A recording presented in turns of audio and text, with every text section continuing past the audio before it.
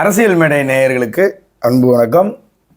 தமிழ்நாட்டின் விடிவெள்ளி மாநில தலைவர் திரு அண்ணாமலை அவர்களின் பாத யாத்திரை மீண்டும் தொடங்கி இருக்கிறது. நேற்று எத்தனாவது நாள்னு பார்த்தீங்கன்னா டே 71, அதாவது 71வது நாளிலிருந்து தொடங்கியிருக்கிறார்கள்.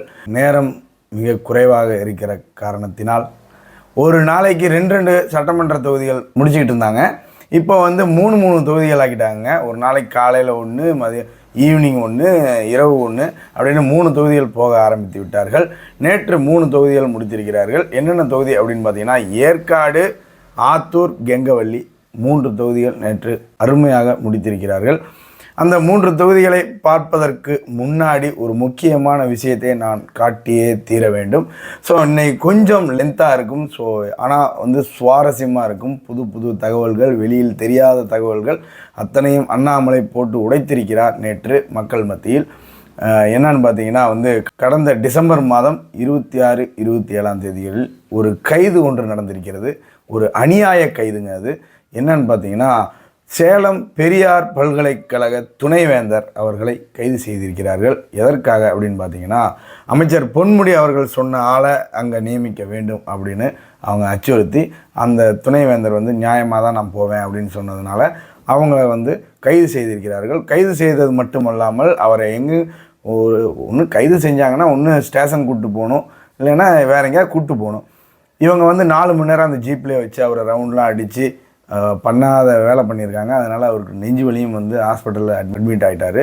ஸோ இந்த வேலையெல்லாம் மக்களுக்கு வெளியில் தெரியவே இல்லைங்க. ஸோ இப்போது வந்து அண்ணாமலை அதை போட்டு உடைத்திருக்கிறார். எதனால் நான் இன்றைக்கி லென்த்தாக இருந்தாலும் பரவாயில்ல போடணும்னு நினைக்கிறேன் அப்படின்னா, இதெல்லாம் மக்கள் தெரிஞ்சுக்கணும். என்னன்னு பார்த்தீங்கன்னா இதெல்லாம் வெளியில் தெரியாமல் நடந்திருக்கு பாருங்கள். வெளியில் தெரியாமல் இவ்வளோ தூரம் நடந்திருக்குது. ஸோ இதெல்லாம் இன்றைக்கி வந்துருச்சு வீதிக்கு. கண்டிப்பாக இதை மக்கள்கிட்ட நம்ம போட்டு காமிச்சிடணும். ஸோ அதை மக்கள்கிட்ட கொண்டு செல்லும் விதமாக நேற்று ஒரு ப்ரெஸ் மீட் கொடுத்துருந்தாரு. வச்சு கிழிச்சு விட்டார். ஸோ அந்த காணொளி இப்போது உங்களுக்காக போடுறேன்.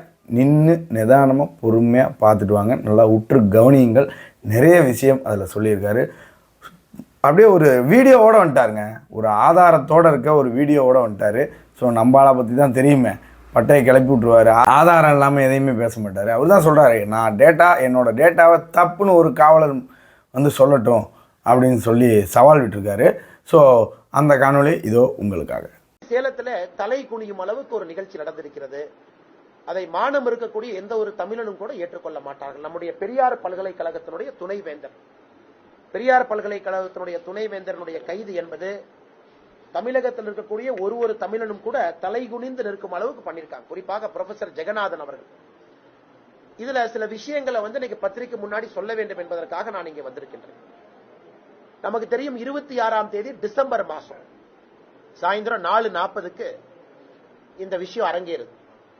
பெரியார் யூனிவர்சிட்டியுடைய வைஸ் சான்சலர் சொந்த கேட்டுல சேலம் மாநகர காவல்துறையினுடைய ஏசிபி ஒருத்தர் வந்து பிளாக் பண்ணி ஜீப்ல ஏத்திக்கிட்டு 4 மணி நேரம் சேலம் முழுவதுமே சுத்துறாங்க.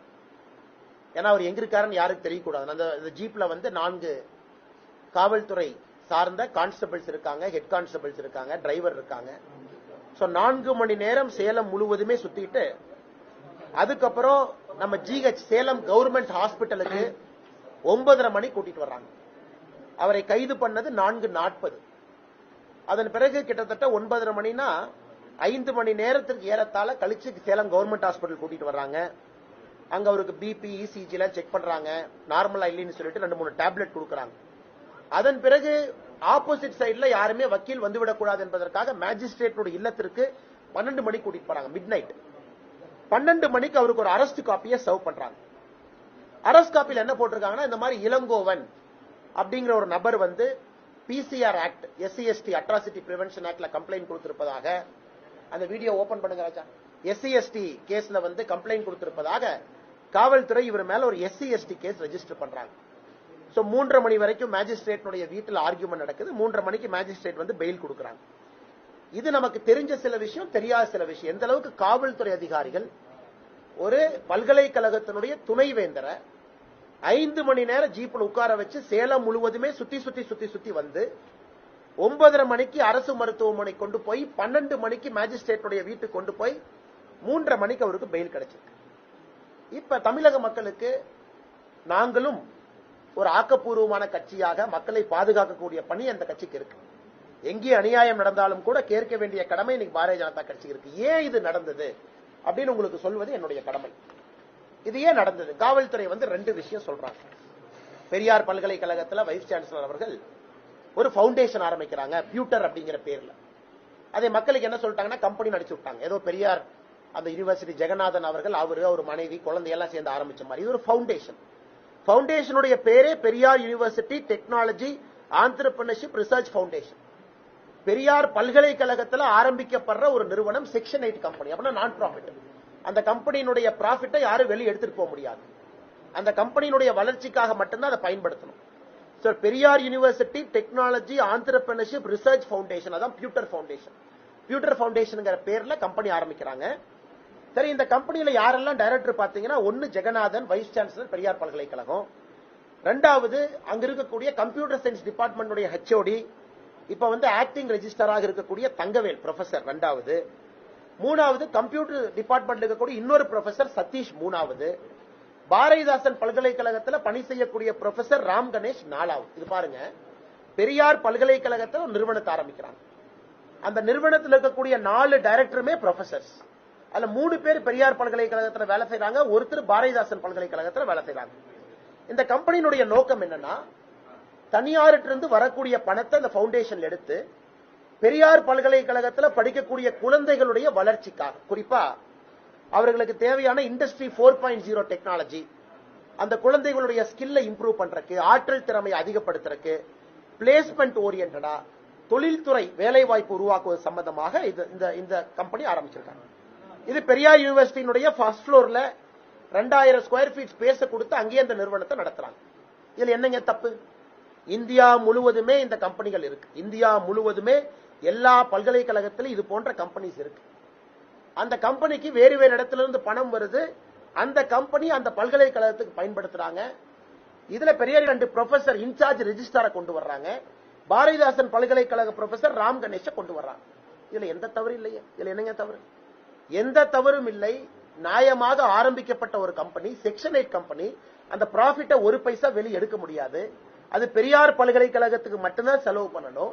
அதை காவல்துறை ஐயோ உங்க கம்பெனி ஆரம்பிச்சுட்டாங்க, இவர் ஒரு தனியார் கம்பெனி ஆரம்பிச்சுட்டாங்க, இதனால் பெரியார் யூனிவர்சிட்டியினுடைய சொத்தை அவர் கொள்ளையடிக்கிறார்னு அபாண்டமான குற்றச்சாட்டு, பொய்யான குற்றச்சாட்டு. காவல்துறை தன்னுடைய முகத்தை தொங்க வைத்து நிக்க வேண்டும். அந்த அளவுக்கு மோசமாக ஒரு பல்கலைக்கழகத்தை நடத்தி இருக்கிறாங்க.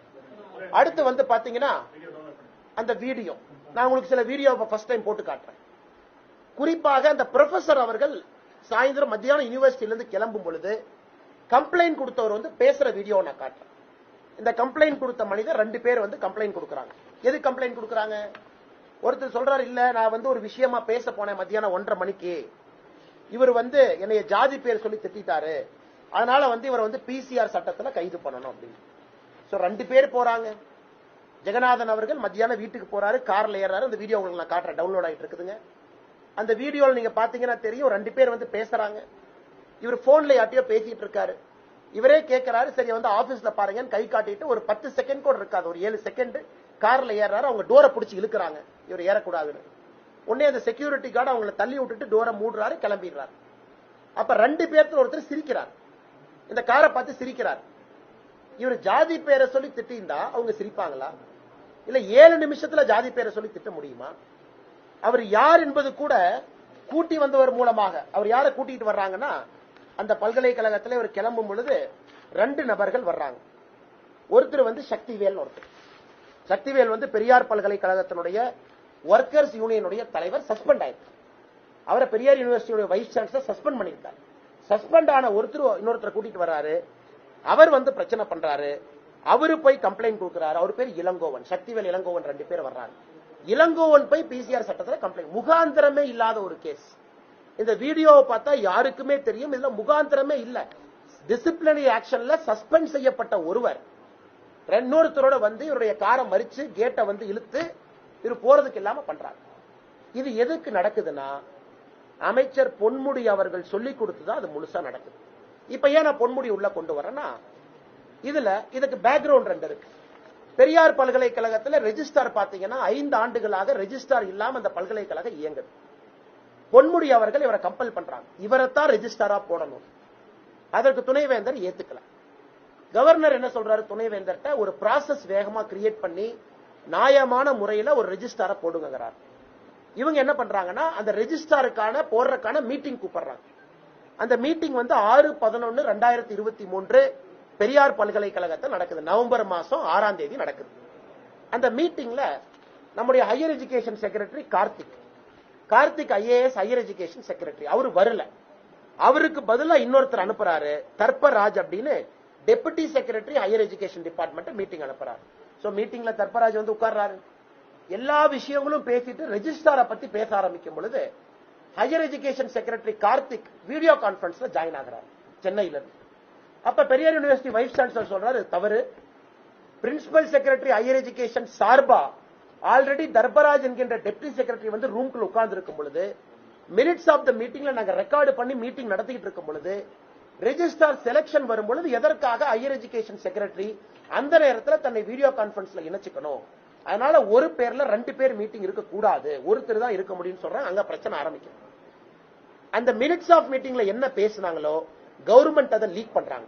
அதே மீட்டிங்ல 6/11/2023 ஜெகநாதன் அவர்கள் இந்த ப்ரொபோசலை வைக்கிறாங்க. பியூட்டர் ஃபவுண்டேஷன் அப்படிங்கிற இந்த கம்பெனியை நாம ஆரம்பிக்கிறோம், 4 பேர் ஆரம்பிக்கிறோம், இந்த கம்பெனி மூலமா தொழில் பயிற்சி கொடுக்கிறோம் ஆரம்பிச்ச proposal. It's a confidential information. சிண்டிகேட்டுக்குள்ளேயும் மாநில அரசுக்கும் தெரியப்படுத்திய விஷயத்தை மாநில அரசு லீக் பண்றாங்க. இந்த வீடியோ உங்களுக்கு இப்ப காட்டுறேன். இந்த வீடியோ காட்டினா தான் நம்ம நண்பர்களுக்கு, ஏன்னா எந்த அளவுக்கு சேலத்துல ஒருவருக்கு அநியாயம் நடந்திருக்கு நீங்க பாக்கணும். இது வந்து அவருடைய கார். அண்ணே நீங்க பிரஸ்ல பாக்குற மாதிரியே காட்டுறேன். சாரி, பெரிய டிவி இல்ல, இது வந்து அவருடைய கார். இந்த கார்ல அப்படியே கொஞ்சம் பாருங்க. அப்படியே பாத்தீங்கன்னா டிரைவர் ஃபர்ஸ்ட் வந்து வண்டியில ஏறாரு. இதுதான் சான்சலர் நடந்து பேசிட்டே போன்ல வர்றாரு. 2 பேர் தடுக்கிறாங்க.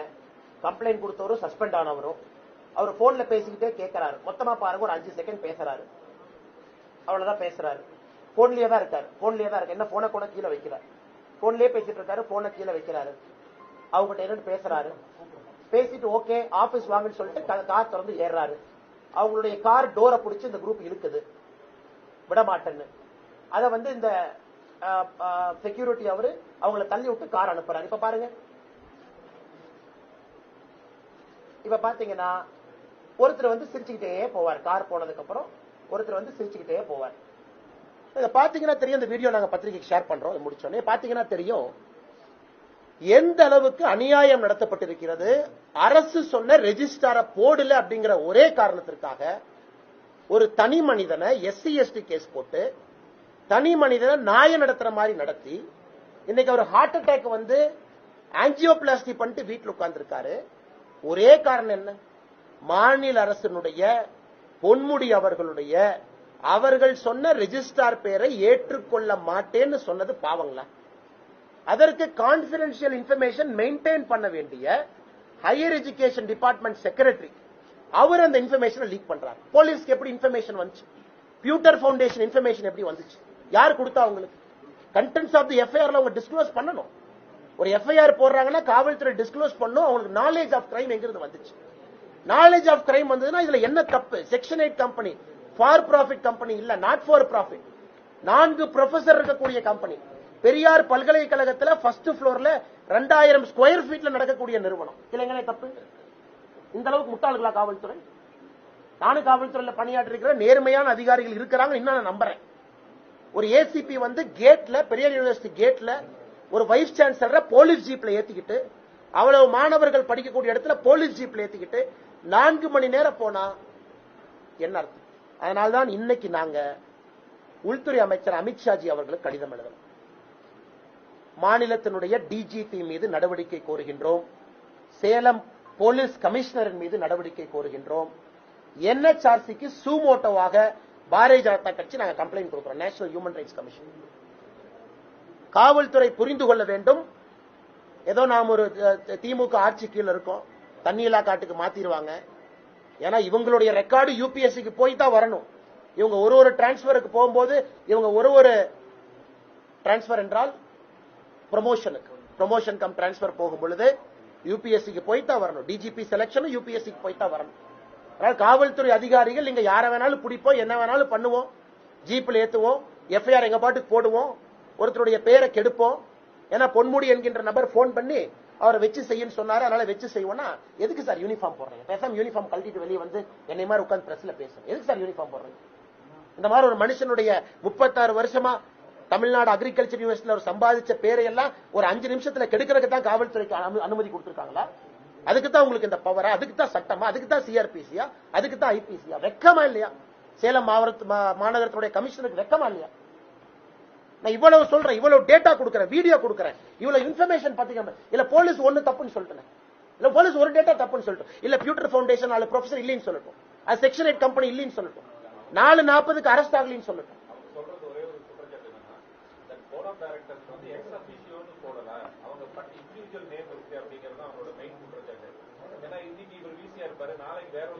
அண்ணே யாரா இருந்தா கூட அந்த கம்பெனி இருக்கிறது பெரியார் பல்கலைக்கழகத்தினுடைய உள்ள இருக்கு. ஃபர்ஸ்ட் ஃப்ளோர்ல 2000 ஸ்கொயர் ஃபீட்ல இருக்கு. 4 பேருமே குடும்ப நபர்கள் இல்ல. ஜெகநாதன் மனைவி, ஜெகநாதன் மகள்னா 4 பேரும் கிடையாது. இப்ப it is known, it is acknowledge, நமக்கு தெரியும். இவங்க இந்த கம்பெனி ஆரம்பிக்கிறாங்கன்னா ப்ரொசீஜர் இருக்கு. இவர் ஆபீஸ டெமிட் பண்ணி போகும் பொழுது அதே கம்பெனி எடுத்துட்டு போனா அது குற்றம். வைஸ் சான்சலர் பதவி முடிஞ்சிருச்சு, இன்னொரு வைஸ் சான்சலர் வந்துட்டார். அப்ப இவர் ஹேண்ட் ஓவர் பண்ணாம அது என்னோட கம்பெனியில் எடுத்துட்டு போனா குற்றம். அப்பதான் நீங்க எஃப்ஐஆர் போடுங்க, அப்ப கேள்வி கேளுங்க. இவர் 100% ஹேண்ட் ஓவர் பண்ணத்தான் போறாரு. புது விசி வந்தா மறுபடியும் அதுல ஒரு அமெண்ட்மெண்ட் பண்ணி, சொசைட்டிஸ் ஆக்ட்ல அமெண்ட்மெண்ட் பண்ணி அந்த விசி பேரை போட்டு வெளியே வர போறாங்க. நானும் ஃபவுண்டேஷன் நடத்துறேன், வீத லீடர்ஸ் ஃபவுண்டேஷன். அப்படித்தான் நாங்களும் ரெஜிஸ்டர் பண்றோம். பெரியார் யூனிவர்சிட்டி வைஸ் சான்சலர் பேரு போட்டு ரெஜிஸ்டர் பண்ணீங்களா? ஓகே. செக் சைனிங்ல சில பிரச்சனை இருக்கும், இருக்கிற வரைக்கும் யார் சைன் போடுவாங்க, மாறி போனா யாரு போடுவாங்க, அது எல்லா பவுண்டேஷன்ல இருக்கக்கூடிய நடைமுறை பிரச்சனை. இவர் டேர்ம் முடிஞ்சிருச்சு, கவர்னர் அவங்க இன்னொரு விசியா போட்டிருக்காங்க, அவரு வந்தாங்க, இவர் நான் கொடுக்க மாட்டேன்னு சொல்றாரு, குற்றம். அல்லது வந்த பணத்தை இவர் பிரைவேட் அக்கௌண்ட்டுக்கு மாத்துறாரு, குற்றம். அல்லது இவர் யாரோ ஒரு பிரைவேட் கம்பெனில டைய போட்டு அண்ணன் இதுக்கு நீங்க கான்ட்ராக்ட் கொடுத்துட்டு தனியா எனக்கு ஒரு 1 லட்சம் ரூபாய் அக்கௌண்ட்டுக்கு அனுப்பிச்சிருங்க, குற்றம். லோக்கல் ஸ்டாண்ட் என்ன சார்? பிரைம் அஃபீசியா கேஸ் என்ன sir? Nothing is made out sir. அதனால இவங்க தப்பிக்க கூடாதுங்கிறக்கா எஸ்சி எஸ்டி சேர்க்கிறாங்க. எவ்வளவு அறிவாளிக்கு பாருங்க, எவ்வளவு அறிவாளிக்கு பாருங்க. அப்படியே இன்டெலிஜென்ட் அவங்க எல்லாம். அப்படியே தேவலோகத்துல இந்த போலீஸ் ஆபீசர்ஸ் வந்திருக்காங்க. அப்படியே ஒரு செக்ஷனை போட்டோம்னா அந்த 7 வருஷத்தை தாண்டணுமா? எவ்வளவு அறிவாளிக்கு பாருங்க சார். சுப்ரீம் கோர்ட் தெளிவா சொல்லுது, உங்களுடைய செக்ஷன் பனிஷ்மெண்ட் 7 வருஷத்துக்கு கீழ இருந்தா ஆட்டோமேட்டிக் பெயில். போலீஸ் என்ன பண்றாங்க, 7 வருஷத்துக்கு மேல காட்ட முயற்சி பண்றாங்க. அப்ப எஸ்சி எஸ்டிய போடு, அப்ப செட்டிங் பண்ணு. மத்தியானம் 1:40க்கு 2 பேர்த்த உள்ள அனுப்பு. எப்படி பாருங்க, சஸ்பெண்ட் ஆன ஒருத்தரை கூட அனுப்பு. அவர் வரும்போது காரை 1:40க்கு நிறுத்து. அவர் இங்கிருந்து நேரா போலீஸ் ஸ்டேஷன் போய் கம்ப்ளைண்ட் கொடு. 4:40க்கு 3 மணி நேரத்துல நீ வா ஆபீஸ். கேட்ல வர மாதிரி இவர் அப்படியே தூக்கி ஜீப்ல உட்காரவே. ஏன்னா முட்டாளான நம்மெல்லாம் சேலத்துல எவ்வளவு பெரிய பத்திரிகைகள் நீங்க இருக்கிறீங்க, எவ்வளவு பெரிய நபர்கள் நீங்க இருக்கிறீங்க, நம்மள எல்லாம் முட்டாளாக்க பாக்குறாங்களா காவல்துறை? All executed by police. கொத்தடிமையாக சேலம் மாநகரத்தினுடைய காவல்துறை திமுகவினுடைய கொத்தடிமையாக நடந்திருக்கின்றார்கள். சொல்றேன், எனக்கு எந்த ஒரு அச்சமே கிடையாது. இந்த மாதிரி கை வச்சா இந்த மாதிரி வார்த்தையை நான் பயன்படுத்தணும். சாமானிய மனிதனுக்கு என்ன மரியாதை? நாளைக்கு நீங்கள் நானும் லோக்கல் டிஎம்கே எம்எல்ஏ சண்டை போட்டா ஒரு வைஸ் சான்சலருக்கு அந்த ஊர்ல மரியாதை இல்ல. உங்களை எண்ணி நாயை தூக்குற மாதிரி தூக்கிட்டு போன குப்பை வண்டியில. ஏன்னா போலீஸ்காரனை பகிச்சுக்கிட்டோம், எம்எல்ஏ பகிச்சுக்கிட்டோம், திமுக காரனை பகிச்சுக்கிட்டோம், போடுறவன் மேல எஸ்சி எஸ்டி கேஸ், போடுறவன் மேல இந்த கேஸ், போடுறவன் மேல சீட்டிங் கேஸ். என்ன நடக்குது? இதெல்லாம் நியாயமான தர்மமான இது யாராச்சும் ஏத்துக்குமான? ஒரு சிவிலைஸ் சொசைட்டில ஒரு வைஸ் சான்சலர் 5 மணி நேரம் போலீஸ் ஜீப்ல அலக்கழிச்சு ஹார்ட் அட்டாக் வர வச்சு அவருக்கு. அதனாலதான் நாங்கள் அமித்ஷாஜிக்கு கேட்கப்போம். மத்திய அரசு அதை பார்த்துக்கிட்டு இருக்க கூடாது. உள்துறை அமைச்சர் கேட்கணும் கேள்வி, நாங்க அதை எடுத்திருப்போம். கேட்கணும் கேள்வி, டிஜிபியை சம்மன் பண்ணணும். இப்ப அனுப்ப போறோம், ஏன்னா உங்களுக்கு ஃபர்ஸ்ட் டிஸ்க்ளோஸ் பண்ணணும். ஏன்னா நாங்க அனுப்புறதுக்கு முன்னாடி பத்திரிகை நண்பர் மூலமாக தமிழக மக்களுக்கு நாங்க சொல்லணும். அண்ணே பாருங்க, இதானே future foundation, future foundation MoU எல்லாம் கையில் இருக்கு சார், இதான் சார் பாருங்க சார், இதுல இருக்கு சார், எல்லா காப்பி அனுப்பிடுறோம், எல்லாத்தையும் அனுப்பிடுறோம் தலைவா உங்களுக்கு. இதுல இருக்கு அவருடைய வைஸ் சான்சலர் வந்து பாத்தீங்கன்னா அவருடைய போலீஸ்ட கொடுத்த இது, அவரை எங்க பிடிச்சாங்க, 4:40க்கு என்னை இப்படி பண்ணாங்க, என்னை வந்து பாருங்க, என்னை வந்து பாருங்க 5 மணி நேரம் ஜீப்ல சுத்த விட்டாங்க, அவருக்கு ஹார்ட் அட்டாக் வந்தது, ஆஞ்சியோபிளாஸ்டி வந்தது, எல்லாத்தையும் அனுப்பியிருக்காங்க. எல்லாம் எழுதிருக்காரு அந்த மனுஷ பாவம். அண்ணே ஒரு விஷயம் நான் பத்திரிகை நண்பர்கிட்ட கை கூப்பி கேட்பறேன், நேர்மைக்கு ஒரு விலை இருக்கணும். பத்திரிகையில நீங்களும் நேர்மையா இருக்கிறீங்க. எவனோ ஒருத்தன் கடைசி நாள் நீங்க வேலையில் இருக்கும் பொழுது உங்களை அசிங்கப்படுத்திருப்பான நானும் ஏத்துக்க மாட்டேன். பத்திரிகையில் நீங்க இத்தனை நாள் நேர்மையா இருக்கிறீங்க, நேர்மையா ரிட்டையர் ஆக போறீங்க, ஒரு நாள் நீங்களும் ஆக போறீங்க, நான் ஆக போறேன். எவனோ ஒருத்தன் கடைசி ஒரு வருஷத்துல வந்து உங்களை கொச்சைப்படுத்தி கண்டதெல்லாம் சொன்னானா நீங்க ஏத்துக்குவீங்களா? நான் ஏத்துக்க மாட்டேன். இன்னைக்கு இப்படிதான் நடந்திருக்கு. வைஸ் சான்சலர் டென்யூரே முடிய போது இன்னைக்கு வந்து SC ST கேஸ போட்டு பியூட்டர் ஃபவுண்டேஷன் காவல்துறை என்ன லாஜிக்கல் பேசுறாங்க? பிரைமரி ஃபேசிய கேஸ் எங்க மேட் அவுட்? பண அக்கௌண்ட்டுக்கு வந்துச்சா? 4 ப்ரொஃபசர், கம்பெனி வெளிய இருக்கா? கம்பெனி ஒரு வீட்ல இருக்கா? பெரியார் பல்கலைக்கழகத்துல ஃபர்ஸ்ட் ஃப்ளோர்ல 2000 ஸ்கொயர் ஃபீட்ல இருக்கு. எல்லாம் ஐபிஎஸ் படிச்சுதானே வந்திருக்காங்க. மென்ஸ்ரியா அப்படின்னு சொல்லுவானே, ஐபிசியினுடைய பேசிக் இன்கிரியன்ட் மென்ஸ்ரியா. மென்ஸ்ரியானா நம்ம தமிழ்ல சொல்லணும்னா குற்றம் நடந்தது என்ன, இங்க குற்றம் என்ன நடந்துச்சு, வேர் இஸ் த மென்ஸ்ரியா? மென்ஸ்ரியாவே இல்லையே, லாட்டின் வார்த்தை மென்ஸ்ரியாவே இல்லையே, குற்றமே நடக்கல, குற்றமே இல்லையானே. அவருக்கு ஆக்சுவலா மாலை போட்டு கும்பிடு போட்டு, ஏன்னா இவர் தனியாக வந்து சேலத்துக்கு வரும் பொழுது இந்தியாவிலேயே குறைந்த வயசு இருக்கக்கூடிய பல்கலைக்கழகத்துல A++ இருக்கிறது சேலம் பெரியார் பல்கலைக்கழகம் தான். 3 வருஷத்துல கொண்டு வந்திருக்காங்க. A++ கேட்டகரியில it is the youngest state run university. NIRF ரேங்கிங்ல 73வது இருந்துச்சு. ஒரு பதவி இருக்கும் பொழுது 59 கொண்டு வந்திருக்காங்க. இதுக்கு மாலை போட்டு சேலம் மக்கள் நீங்கெல்லாம் அவரை கூப்பிட்டு பாராட்டு விழா இருக்கும். இந்த மாதிரி பப்ளிக் அசிங்கப்படுத்தினா ஏத்துக்க முடியுமான?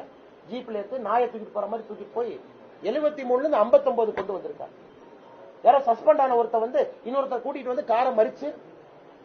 ஆனா இந்த SC ST ஆக்ட் என்னன்னு பட்டியலின சகோதர சகோதரிகளுக்கு நியாயம் இருக்கு, தர்மம் இருக்குன்னு சொல்றக்கா அதை மிஸ்யூஸ் பண்றதுக்கு காவல்துறை செஞ்சா எப்படி ஏத்துக்க முடியும்? இத்தனை வழக்குகள் போட்டும் நீதிமன்றம் அவர்கள் வந்து ஜாமீன்ல விட்டுச்சு.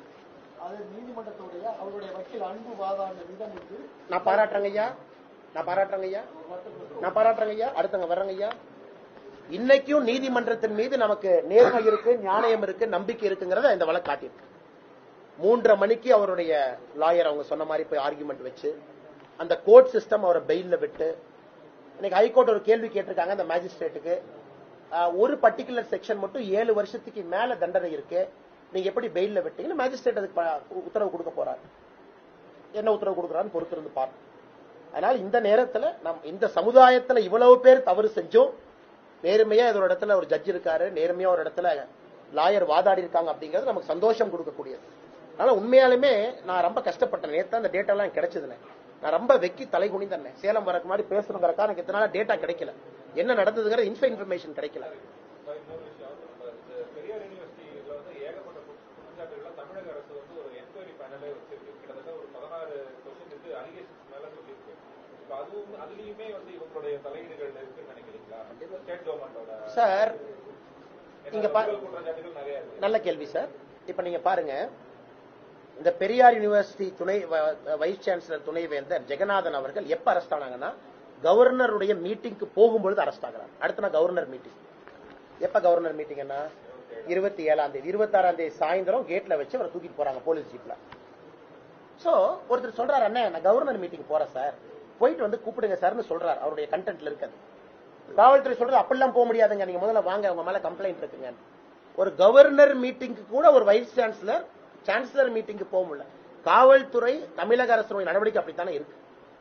நீங்க கேட்ட கேள்விக்கான உட்பொருள் கருப்பொருள் பதிலே, ஏதாவது வைஸ் சான்சலர் எங்க சொன்ன பேச்சு கேட்கலையா? நீ சிண்டிகேட்ல நான் சொன்ன ஆளை போடலையா? நான் சொல்ற ப்ரொஃபஸருக்கு நீ அந்த ப்ராஜெக்ட் கிராண்ட கொடுக்கலையா?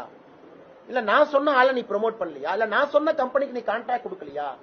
நான் சொன்னதுக்கு நீ செய்யலினா வச்சு செஞ்சிருவாங்க. தமிழ்நாட்டை பொறுத்த வரைக்கும் நம்ம பார்க்கணும். அதனால இன்னைக்கு யாராவது வைஸ் சான்சலர் முதுகெலும்போடு நின்று இருக்காங்கன்னா நேர்மை என்கின்ற ஒரே வார்த்தையில மட்டும்தான் நிக்கிறாங்க. ஏன்னா அந்த அளவுக்கு குழப்பத்தை ஏற்படுத்த வேண்டும். அவங்க கட்சி நிர்வாகிகளோடு இந்த 4-5 நாட்கள் இருப்பதற்கு நமக்கு ஒரு வாய்ப்பு இல்லை. அது அப்படித்தான் பாக்குறாங்க. பிரதமர் வந்திருக்காரு தமிழ்நாட்டுக்கு, எம்பி எலெக்ஷன் பத்தி டிஸ்கஸ் பண்ணுங்க. அண்ணே நேற்று பிரதமர் என்கிட்ட ஒரே ஒரு கேள்விதான் கேட்டாருங்க. விமானத்துல திரும்பி போகும் பொழுது, அண்ணாமலைஜி திருச்சி மாநகரத்தை நீங்க எல்லாம் சுத்தப்படுத்தீங்கன்னு கேள்விப்பட்டேன், எவ்வளவு டன் குப்பை எடுத்தீங்கன்னு கேட்டார். நான் சொன்னேன், பிரைம் மினிஸ்டர் சார் 7 டன் குப்பை எடுத்தோம், 7 டன் எடுத்தோம். இன்னைக்கு 75 இடத்துல சுத்தம் பண்ணோம். இது ஒரு மிஷனா நாங்க பண்ண போறோம். நீங்கள் தமிழகம் வரும் பொழுதெல்லாம், கட்சிக்கு நேரம் கிடைக்கும் பொழுதெல்லாம் ஸ்வச்ச பாரத்தை நாங்க பண்றோம், தூய்மை இந்தியாவை பண்ண போறோம். பிரதமருக்கு அதானே முக்கியம். ஊர் நல்லா இருக்கணும், மக்கள் நல்லா இருக்கணும், அரசியல்லாம் அவர் பேசவே மாட்டார். மக்கள் நல்லா இருக்காங்களா, குப்பையெல்லாம் எடுத்தீங்களா, மக்கள் சுகாதாரமா இருக்காங்களா? நேற்று பிரதமர் என்கிட்ட கேட்ட ஒரே ஒரு கேள்வி இது மட்டும்தான். பிரதமரை கேட்ட கேள்விக்கு நான் பதில் இது மட்டும்தானே. அதானே பிரதமர் வேற எதுவும் பேச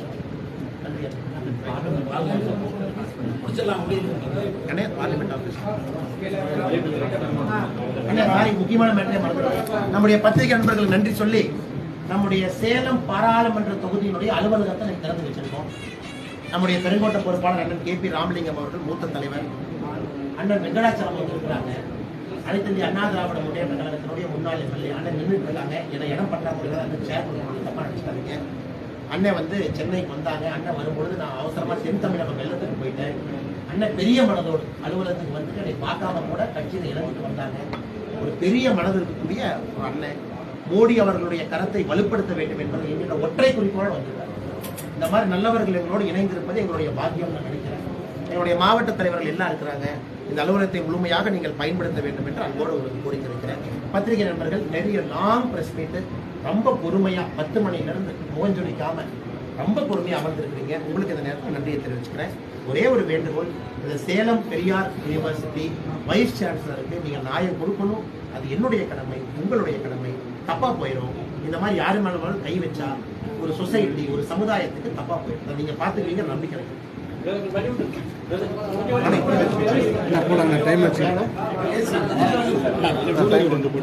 தலைவா வணக்கம். தலைவா இன்னைக்கு நாளைக்கு எனக்கு கான்டாக்ட் பண்ணுங்க தலைவா. யாத்திரை முடிச்சுட்டு வரேன். 1 மணி நேரம் லேட்டா இருக்கு. கண்டிப்பா கொடுப்பேன். நாமளா வெளியே போயிட்டா பிரஸ் வருவாங்க. பார்த்தீங்களா, என்ன ஒரு அநியாயங்க, என்ன ஒரு அநியாயம் இதெல்லாம். பாவம் அவர், பாவம். என்ன தப்பு பண்ணார்? ஏதாவது தப்பு பண்ணாரா அவர்? இல்லை ஏதாவது கொள்ளையடிச்சாரா, ஊழல் பண்ணாரா? அப்படி பண்ணவங்கெல்லாம் இங்கே நல்லா தான் தெரியுறாங்க வெளியில். இந்த மாதிரி ஆட்கள் எல்லாம் ஏன் இப்படி பண்ணுறாங்க அப்படின்றது தெரியல. விரைவில் இந்த ஆட்டமெல்லாம் அடங்கும், கவலைப்படாதீங்க. ஸோ வந்து அடுத்து நம்ம வந்து பாத யாத்திரைக்கு போயிடலாங்க. பாத யாத்திரை வந்து பார்த்திங்கன்னா ஃபஸ்ட்டு ஏற்காடு. நம்ம பாத யாத்திரை வந்து ஷார்ட் அண்ட் ஸ்வீட்டாக முடிச்சிடலாங்க. ஏன்னா இதுவே வந்து 1/2 ஹவருக்கு வந்திருக்கும். ஸோ பாத யாத்திரை ஷார்ட் அண்ட் ஸ்வீட்டாக முடிச்சிடலாம். ஃபஸ்ட்டு ஏற்காடுங்க. ஏற்காட்டில் கோலாகலமாக மேலதாளங்களுடன் தொடங்கியது என் மண் என் மக்கள் பாத யாத்திரை. தாய்மார்களின் ஆசி பெற்ற தலைவராக திரு அண்ணாமலை அவர்கள் திகழ்ந்து வருகிறார், வந்து கொண்டிருக்கிறார். பாருங்கள், எவ்வளோ ஒரு அன்பான மனிதன், ஒரு பண்பான மனிதன். இந்த மாதிரி ஒரு தலைவரை கண்டிப்பாக மக்கள் மிஸ் பண்ண மாட்டாங்கன்னு நினைக்கிறேன் நான். அதுவும் தமிழக மக்கள் ரொம்ப புத்திசாலிகள், கண்டிப்பாக மிஸ் பண்ண மாட்டாங்க. அடுத்து வந்து பார்த்திங்கன்னா ஆத்தூருங்க. ஆத்தூரில் தொடங்கியது என் மண் என் மக்கள் பாத யாத்திரை. மனுக்கள் குவிந்த வண்ணம் அந்த கோரிக்கை மனுக்களை பெற்றுக்கொண்டு நம்ம தங்கத் தலைவன் வந்து கொண்டிருக்கிறார். அதாவது ஆளுங்கட்சி கவுன்சிலர்கிட்ட, ஒரு தலைவர்கிட்ட யார்ட்டையாவது கொடுத்தா கூட பரவாயில்லைங்க. அண்ணாமலையை நம்பி இவ்வளவு மனுக்கள் வருகிறது என்றால் ஒரு மிகப்பெரிய நம்பிக்கை அனைத்து மக்களுக்கும் வந்திருக்கிறது அப்படின்னு தாங்க சொல்லலாம். கண்டிப்பாக அந்த நம்பிக்கையெல்லாம் வாக்காக மாறும் அப்படின்றது ஒரு மிகப்பெரிய நம்பிக்கையில் நாம் இருப்போம். இந்த பாத யாத்திரையில் முக்கியமாக நம்ம பார்க்க வேண்டியது என்னன்னு பார்த்தீங்கன்னா, குடும்பம் குடும்பமாக வந்து கலந்து கொள்ளும் மக்கள். குடும்பமாக என்ன, ஏதாவது சொந்தக்காரங்க வீட்டு ஃபங்க்ஷனுக்கு போகிற மாதிரி இருந்தால், ஏதோ விருந்துக்கு போகிற மாதிரியோ, ஏதோ திருவிழா அப்படின்னா தாங்க குடும்பமாக மக்கள் வந்து கலந்துக்குவாங்க. அந்த மாதிரி ஒரு திருவிழா போல் இந்த யாத்திரையில் குடும்பமாக வந்து கலந்து கொள்ளும் பொதுமக்கள். தனது குழந்தைகள், கணவன்கள், மனைவிகள் அனைவரும் அந்த குடும்பத்தோடு வந்து கலந்துக்கிறாங்க. ஒரு அருமையான ஒரு யாத்திரையாக தமிழகத்தில் போய்கொண்டிருக்கிறது. வரலாறு பேசும் இந்த யாத்திரையை பற்றி. அடுத்து வந்து பார்த்திங்கன்னா கெங்கவள்ளி சட்டமன்ற தொகுதிங்க. கெங்கவள்ளி சட்டமன்ற தொகுதியில் வந்து பார்த்திங்கன்னா ஆரவாரத்துடன் வரவேற்கிறார்கள் பொதுமக்கள் திரு அண்ணாமலை அவர்களை. அதன் பிறகு பார்த்திங்கன்னா வந்து கொண்டிருக்கும்போது இளைஞர்கள், பொதுமக்கள், பெண்கள் என அனைவரும் ஃபோட்டோ எடுத்துக்கொண்டு மகிழ்கிறார்கள் திரு அண்ணாமலை அவர்களுடன். அந்த இவ்வளோ நெரிசல்லையும் நின்று அந்த மனுக்களை எல்லாம் பத்திரமா வாங்கிட்டு போகிறாருன்னா அது வேறு லெவலுங்க, வேறு லெவல். அண்ணாமலைக்கு நிகர் அண்ணாமலை அவர்களே, அவ்வளோதான், வேறு யாரும் கிடையாது தமிழகத்தில். அடுத்து வந்து பார்த்திங்கன்னா கெங்கவள்ளியில் ஆடிட்டர் ரமேஷ், அனைவருக்கும் தெரியும்னு நினைக்கிறேன், தெரியாதவங்களும் தெரிஞ்சுக்கங்க. முன்னாள் RSS நிர்வாகி ஆடிட்டர் ரமேஷ் அவர்கள் சில பயங்கரவாதிகளால் படுகொலை செய்யப்பட்டார். அவருக்கு அங்கு அஞ்சலி செலுத்தி யாத்திரையை தொடங்கியிருக்கிறார் திரு அண்ணாமலை அவர்கள் என்னும் மாமனிதன். அந்த வீடியோ உங்களுக்காக போடுறேன், இப்போது பார்த்துட்டு வாங்க. என்ன க்ரௌடு பாருங்கப்பா, என்ன க்ரௌடு. அடுத்து ஒரு வீடியோ இருக்குது, கூட்டம் உங்களுக்கு கண்டிப்பாக காட்டியா தீர வேண்டும். ஸோ இப்போ இந்த அஞ்சலி செலுத்தக்கூடிய அந்த வீடியோவை பார்த்துட்டு வாங்க.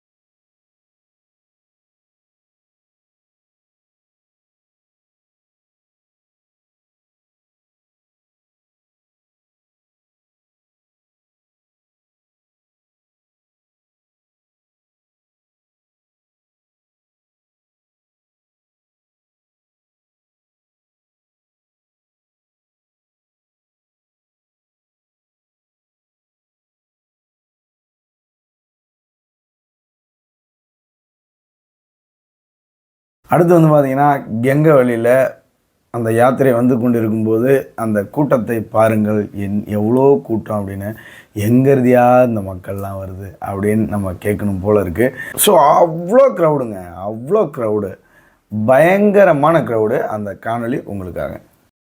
முன்னாள் சபாநாயகர் பாரதிய ஜனதா கட்சியினுடைய மாநில துணைத் தலைவர் டிபி துரைசாமி அவர்களே, பெரியோர்களே, தாய்மார்களே, நண்பர்களே, இதோ வந்துவிட்டார் தமிழகத்தினுடைய நம்பிக்கை நட்சத்திரம், தமிழகத்தினுடைய வருங்கால முதலமைச்சர், தமிழகத்தினுடைய இளைஞர்களின் எழுச்சி ஞாயிறு, தமிழர்களுடைய ஒரே நம்பிக்கை தலைவர் அண்ணாமலை இங்கே வந்து கொண்டிருக்கின்றார்கள். நீண்ட நெடுங்காலமாக நாம் எதிர்பார்த்துக் கொண்டிருக்கின்ற ஒரு உன்னதமான தலைவர் இங்கே நமது நகருக்கு வந்திருக்கின்றார்கள். பாராட்டக்கூடிய தலைவராக இன்றைக்கு அண்ணாமலை இங்கே வந்து கொண்டிருக்கின்றார்கள். தயவு செய்து நீங்கள் சிந்தித்து பார்க்க வேண்டும். அண்ணாமலை அவர்கள் இதற்காக நாள் ஒதுக்கி ரத்தம் சிந்தி இங்கே நடந்து வந்து கொண்டிருக்கிறார் என்று சொன்னால், நம்முடைய பாரத பிரதமர் பொன்னான ஆட்சி கொடுத்துக் கொண்டிருக்கின்றேன்.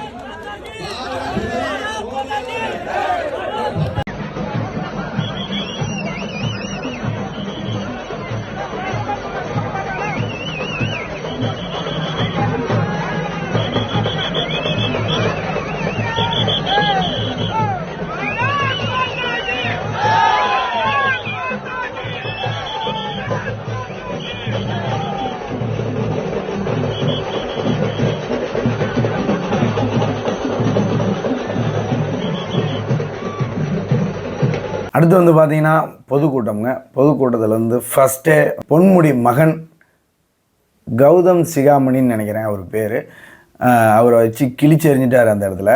உங்கள் பேரை சொல்கிறதுக்கு கூட உங்களுக்கு தகுதி கிடையாது அப்படின்னு அந்த இடத்துல ஆவேசமாக பேசியிருப்பார் திரு அண்ணாமலை அவர்கள். அந்த காணொளி உங்களுக்காக. ஒரு தகுதி என்னவென்றால், அமைச்சர் பொன்முடியினுடைய மகன் என்பது மட்டும்தான் அவருக்கு தகுதி. ஒரே ஒரு தகுதி, அமைச்சர் பொன்முடி அவருடைய மகன். யாராச்சும் பார்த்திருக்கீங்களான்னு கூட தெரியாது, உங்க எம்பி யாராச்சும் இந்த பக்கம் வந்திருக்காங்களான்னு கூட தெரியாது. நீங்கள் கண்டிப்பா, ஏன்னா அண்ணன் நானே பார்த்தது இல்லைண்ணே, நான் தமிழ்நாடு ஃபுல்லா சுத்திட்டு இருக்கிறேன். அவர் வந்து ஆத்தூருக்கு, ஏற்காடுக்கு, கங்கவல்லிக்கெல்லாம் வருவார் அப்படிங்கிறது வாய்ப்பே இல்லை. நான் சென்னை சுத்துறேன், கோயம்புத்தூர் சுத்துறேன், டெல்லி போய் பார்த்து வரேங்க ஐயா. போற இடத்தெல்லாம் பாக்குறேன். உங்க எம்பி எங்கேயாச்சும் கண்ணுக்கு தெரிய வராருன்னு தெரியல. ஏன் வெளியே வரமாட்டாருங்கிற சீக்கிரத்தையும் உங்களுக்கு சொல்றேங்க ஐயா, ரகசியத்தையும் சொல்றேன். இன்னைக்கு பொன்முடி அவர்கள் மீது 3 வழக்கு இருக்கு. ஒரு வழக்குல தீர்ப்பு வந்துருச்சு.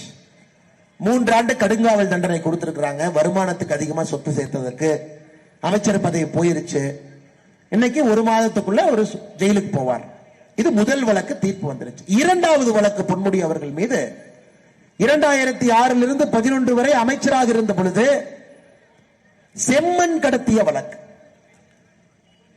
கம்பெனிக்கெல்லாம் இவர் லைசன்ஸ் பணம் வாங்கிட்டு கொடுத்துட்டாருன்னு போடப்பட்ட வழக்குல 2வது குற்றவாளி யாருன்னா உங்க எம்பி. குற்றவாளி 1 தந்தை பொன்முடி, 2வது குற்றவாளி கள்ளக்குறிச்சியினுடைய எம்பி. எனக்கு எம்பி வீட்டில இருந்து சாமி கும்பிட்டு இருக்காரு. அந்த கேஸ்ல தீர்ப்பு வந்துருச்சுன்னா அப்பா பதவி இல்ல பையன் பதவியும் போயிடும்.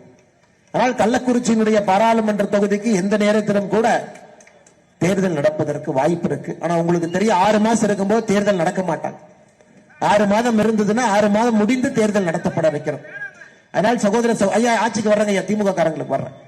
அதனால் சகோதர சகோதரிகளே, ஒரு பிரயோஜனம் இல்லாத, மக்களுக்கு சேவை செய்யாத, ஏழை மக்களுக்கு உதவாத பொன்முடி அவர்களுடைய மகன், நான் ஏன் எம்பி பேரை சொல்லி நாங்க ஐயா பேரை சொல்வதற்கு அவருக்கு தகுதி இல்லைங்க. அதனாலதான் பொன்முடி மகன் என்கின்ற வார்த்தையை சொல். இந்த ரோட்ல நடந்து போனோம் நாங்க ஐயா, இங்க இருக்கக்கூடிய உங்களுடைய ஒரு பேரையும் சொல்வதற்கு உங்களுக்கு தகுதி இருக்கு. கஷ்டப்பட்டு உழைச்சு நீங்கள் எந்த வேலையை செய்தாலும், விவசாயியா இருந்தாலும் சரி, அண்ணே நான் கூலி வேலை செஞ்சாலும் சரி, அண்ணே நான் 100 நாள் வேலை வாய்ப்பு திட்டத்தில் வேலை பார்க்கறனாலும் சரி, அண்ணே நான் டீ கடையில பஜ்ஜி போறனாலும் சரி, அண்ணே நான் ஆட்டோ ஓட்டுறனாலும் சரி, அண்ணே நான் அரசியல் கட்சியில் ஒரு தொண்டனா இருக்கிறனாலும் சரி, நீங்க யாராக இருந்தாலும் கூட உங்கள் தனித்திறமையில இங்க நின்று கொண்டிருக்கின்றீர்கள். ஆனா உங்கள் தொகுதியினுடைய எம்பி எந்த திறமை இல்லாம ஒரு அமைச்சருடைய மகன் என்கின்ற ஒரே ஒரு அடையாளத்தோடு இங்கே நின்று கொண்டிருக்கின்றார். அதை நீங்க முறியடிக்கணும் ஐயா. இங்க இருக்கக்கூடிய இளைஞர்களும் தாய்மார்களும் நீங்கள் அதை முறியடிக்க வேண்டும். உங்களுக்கு உழைக்கக்கூடிய கள்ளக்குறிச்சியினுடைய எம்பி மோடி ஐயாட்ட நேரா போய் சேர் போட்டு பக்கத்தில் உட்கார்ந்து பேசுற தகுதி இருக்கக்கூடிய எம்பி உங்களுக்கு இருக்கு. அப்பதாங்க ஐயா வளர்ச்சி வரும், அப்பதாங்க ஐயா நலத்திட்டங்கள் வரும், அப்பதாங்க ஐயா தொழிற்சாலைகள் வரும், அப்பதான் இளைஞர்களுக்கு வேலை வாய்ப்பு வருங்க ஐயா. அதை 2024 பாராளுமன்ற தேர்தலில் நாம் நடத்தி காட்ட வேண்டும். ஒரு அற்புதமான உலகம் போற்றக்கூடிய ஒரு உத்தமர் பாரத பிரதமர் நரேந்திர மோடி அவர்கள் நம்முடைய இந்தியாவுடைய பிரதமராக கிடைத்திருக்கின்றார். எல்லா நாடும் நம்ம நாட்டை பார்த்து பொறாமையில பாக்குறாங்க. அவங்க பிரசிடென்ட பாக்குறாங்க, அவங்க ஜனாதிபதியை பாக்குறாங்க, அவங்க பிரதமரை பாக்குறாங்க. ஆனா நம்முடைய பிரதமர் அகிலம் உலக அளவில் 76% அவருக்கு அப்ரூவல் ரேட்டிங். உலகத்துல 100 பேர்த்த போய் கேட்டீங்கன்னா உங்களுக்கு யார் உலகத்திலே பிடித்த தலைவர் என்று கேட்டால் 76% பாரத பிரதமர் நரேந்திர மோடி அவர்களுக்கு பிடிக்கும் என்று சொல்கின்றார். அண்ணே நம்ம ஊர்ல சொல்றது வேறங்கய்யா. நம்ம மோடியை தினமும் பார்க்கிறோம், மோடி ஐயாவை பத்தி நமக்கு தெரியும், அவர் எப்படிப்பட்டவர் தெரியும். நாம பாராட்டுறது வேற. அமெரிக்காக்காரன், ஐரோப்பியக்காரன், ஜப்பான்காரன் மார்னிங் கன்சல்ட் என்கின்ற நிறுவனம் நடத்தக்கூடிய சர்வேல 76% பேர் எனக்கு மோடியை பிடிக்கும்னா அவங்க மோடியை பார்த்தது கூட இல்லைங்க ஐயா. ஏன் பிடிக்குங்கிறாங்க? அவங்க தலைவரையும் மோடியும் பார்க்கிறாங்க. அவங்க தலைவர் வேலை செய்வதும் இந்தியாவுடைய பிரதமராக மோடி வேலை செய்வதையும் பார்க்கிறார். அடுத்து வந்து பார்த்தீங்கன்னா ஒரு சுவாரஸ்யம் இதில் என்னன்னு பார்த்தீங்கன்னா, அண்ணாமலை அவர்கள் பேச பேச முன்னாடி நிற்கக்கூடிய பொதுமக்கள் ஆனால் இந்த பாயிண்ட்டை பேசுங்க, ஆனால் இந்த பாயிண்ட்டை பேசுங்க அப்படின்னு பாயிண்ட் எடுத்து கொடுக்குறாங்க. அந்த அளவுக்கு ஆர்வமாக இருக்கிறார்கள் மக்கள்லாம் முடிவு பண்ணிட்டாங்க, திமுகவை தொடச்செறிஞ்சிட்டு அண்ணாமலை அவர்களை ஆட்சியில் உட்கார வச்சிடணும் அப்படின்றத மக்கள் உறுதியாக இருக்காங்க. ஸோ அதனால தான் அதோட வெளிப்பாடு தான் இதெல்லாம். அண்ணாமலை அவர்கள் இதை பேச மாட்டாரா அதை பேச மாட்டாரான்னு மக்கள் ஏங்குகின்ற காலங்கள் வந்து விட்டது. ஸோ அதற்கப்புறம் அண்ணாமலை அந்த இடத்துல என்ன சொல்லியிருப்பார் அப்படின்னு பார்த்தீங்கன்னா, வந்து இந்த தொகையெல்லாம் வந்து பாஜகவை பொறுத்தவரை உரிமை, திமுகவை பொறுத்தவரை இது ஓசி அப்படின்னு சொல்லியிருப்பார். அந்த காணொலியும் உங்களுக்காக பார்த்துட்டு வாங்க. உரிமையாக பார்க்கின்றோம். விவசாயிகளுக்கு 6000 ரூபாய் வங்கி கணக்கு வருதாங்க ஐயா, உரிமை. மோடி வீட்டுக்கு 2,55,000 ரூபாய் மானியம் வருதா, உரிமை. ஒரு கேஸ் சிலிண்டர், மானிய கேஸ் சிலிண்டர், மோடி ஐயா கேஸ் சிலிண்டர் 300 ரூபாய் மானியம் வருதா, உரிமை. ஆனா திமுக காரனை பொறுத்த வரைக்கும் அது ஓசி. பொன்முடி அவர்களை பொறுத்தவரை ஓசி. தாய்மார்களுடைய சாமம் தான் இன்னைக்கு பொன்முடி அவர்களை ஜெயில கொண்டே உட்கார வச்சிருக்கு.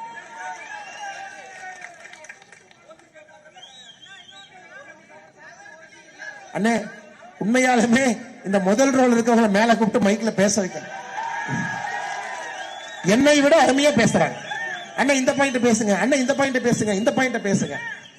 அதனால் சகோதர சகோதரிகளே, நான் உங்களிடம் கை கூப்பி வைக்கக்கூடிய வேண்டுகோள் என்னன்னாங்க ஐயா, என்னன்னாங்க அம்மா, பெரியவர்களே, தாய்மார்களே, ஒரு வரலாற்று பிழையை நாம் செய்துவிடக் கூடாது. 2024 பாராளுமன்ற தேர்தல் என்பது இந்தியாவுடைய வளர்ச்சிக்கான தேர்தல், இந்தியா வல்லரசு நாடாக மாறுவதற்கான தேர்தல். அந்த வரலாற்று பிழையை செய்யாமீங்க ஐயா.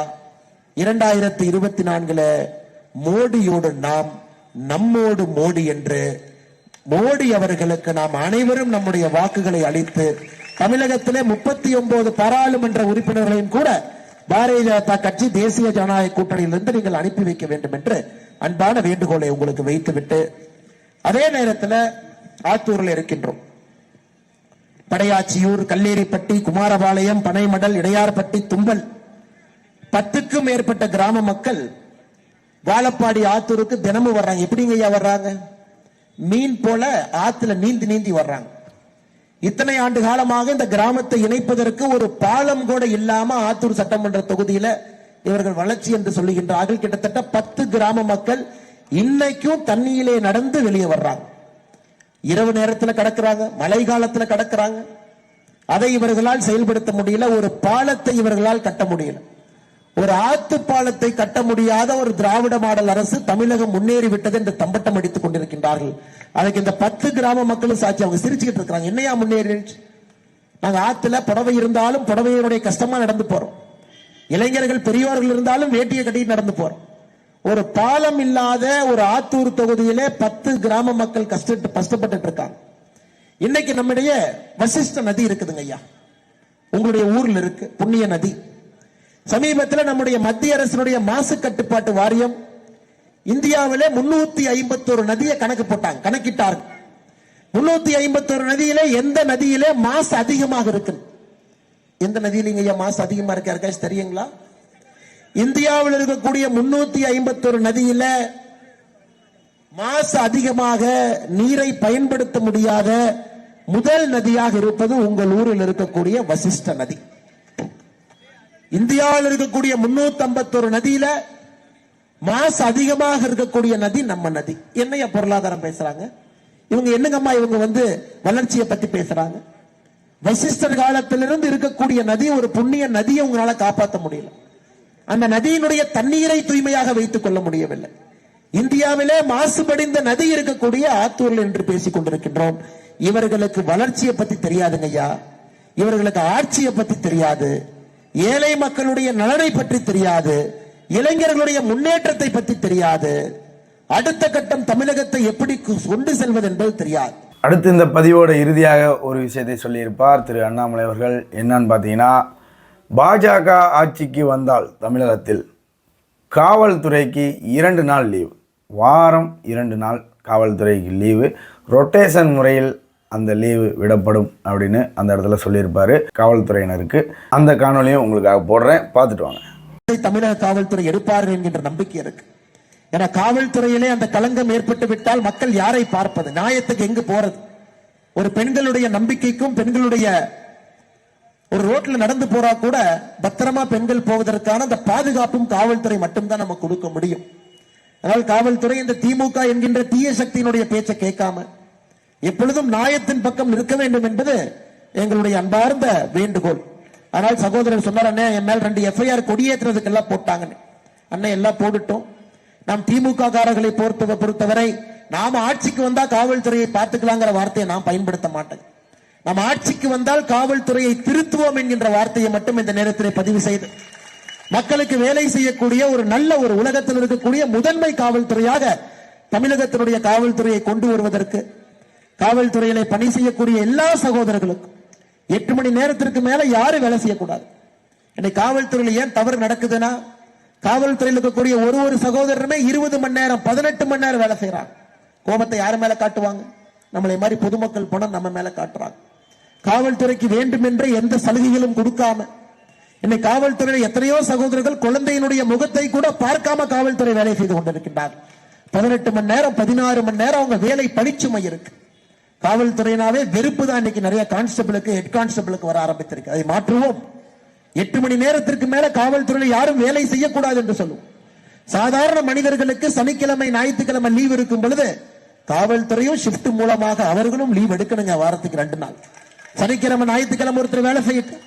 அதுல ஸ்டேஷன்ல இருக்கிற ஒரு குரூப் சனிக்கிழமை ஞாயிற்றுக்கிழமை வீட்டுக்கு போகட்டும். இதையெல்லாம் கொண்டு வந்தால் காவல்துறை நிம்மதியாக நேர்மையாக பணியாற்றுவான். இன்னைக்கு இருக்கக்கூடிய காவல்துறையினுடைய நடைமுறை கெட்டு போய் இருக்குதுங்க, ரொம்ப கெட்டு போச்சு. ஒரு போலீஸ் ஸ்டேஷன்ல 100 பேர் காவல்துறை இருக்குன்னா 30 பேர் இருக்கிறாங்க. அந்த 30 பேர்த்துல 20 பேர் பந்தோபஸ்து மட்டும் பண்றாங்க, விஐபி டியூட்டி மட்டும் பண்றாங்க. ரோட்ல யாரோ அரசியல் தலைவர் வந்தா போய் நின்னுக்கிறான். மக்களுக்கு காவல்துறை நண்பனாக மாற்ற வேண்டும்.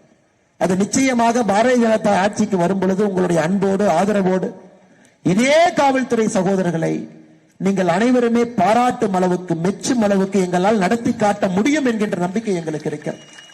எப்படி நடத்தி செல்ல முடியும் என்கின்ற ஒரு ஆக்ஷன் பிளான் இருக்கு. அதுவரை நாம் பொறுத்து செல்ல வேண்டும். காவல்துறையை பப்ளிக்ல திட்டக்கூடாது. காவல்துறையை நம்ம திட்டோம்னா காவல்துறையினுடைய மரியாதை குறைந்துவிடும்.